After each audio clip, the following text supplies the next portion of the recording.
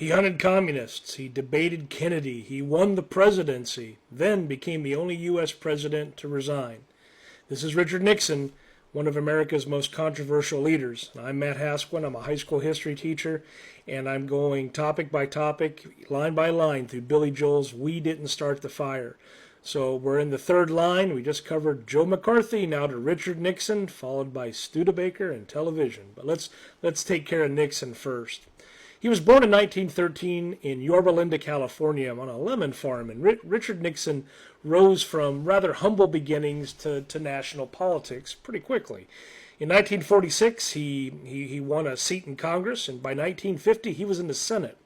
He made a name for himself chasing communists, especially Alger Hiss, a high-ranking U.S. diplomat accused of being a Soviet spy. Nixon's aggressive questioning made him a Republican star during the Red Scare. In 1952, Dwight Eisenhower picked Nixon as his vice president. But during the campaign, Nixon was accused of having a secret political slush fund. And instead of backing down, he went on TV and delivered the now famous Checkers speech, defending himself emotionally and mentioning the family's Cocker Spaniel, Checkers. There'd been some thought that maybe Checkers was an illegal campaign contribution. Hey, the speech worked. America bought it, and Nixon stayed on the ticket, and he served 2 terms as the vice president. In 1960, Nixon ran for president against a young senator named John F. Kennedy, and their televised debates changed politics forever. Nixon looked pale and rather sweaty, ill.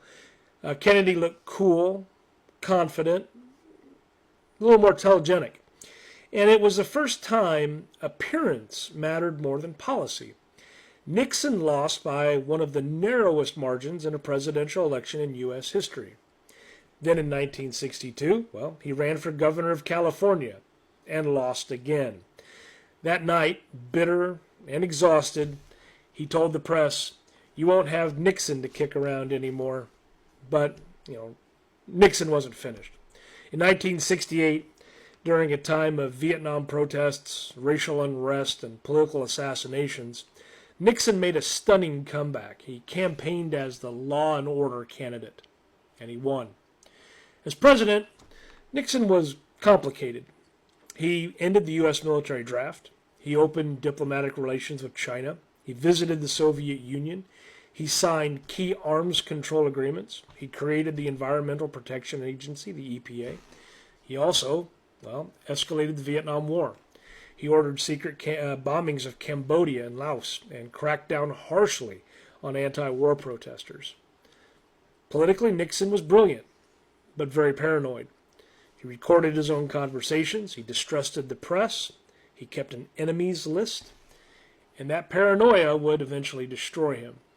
In 1972, Nixon won re-election in a landslide. But just months later, a break-in at the Democratic National Committee headquarters in the Watergate complex unraveled everything. A group tied to Nixon's re-election campaign had tried to wiretap phones and steal documents, and the Nixon White House tried to cover it up. Investigative reporters Bob Woodward and Carl Bernstein uncovered the story, and congressional hearings followed. Tapes from the Oval Office revealed Nixon had lied and tried to obstruct justice. Facing impeachment, Nixon resigned on August 8, 1974, the first and only U.S. president to do so. He famously said, "I am not a crook." But history tells us a different story here.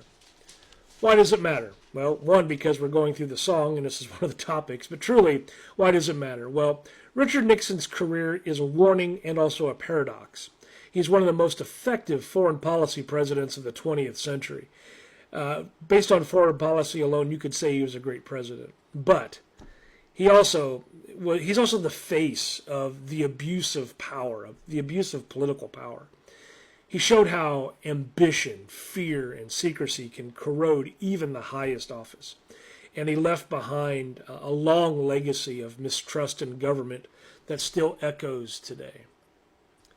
Next up, and We Didn't Start the Fire, the Studebaker.